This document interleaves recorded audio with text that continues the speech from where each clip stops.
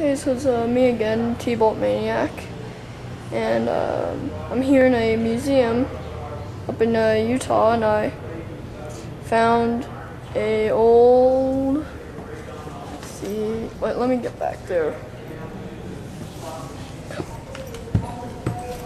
An old Sterling siren fire horn. And so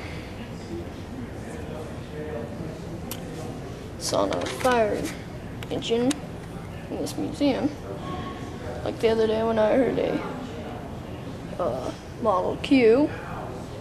And so I'll just reach my hand in there real quick. Look closely. Bearings in there are still good. So, and courtesy to the people in this museum for letting me do this, because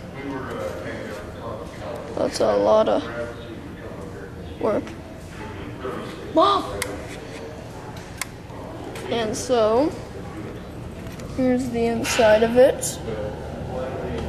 It is a... Did you go upstairs? Did you go away? Have you gone upstairs already? No, I haven't, not yet. So, okay, so just one last view of it. It's a old 1926 Sterling fire engine siren. Okay, so talk to you guys later.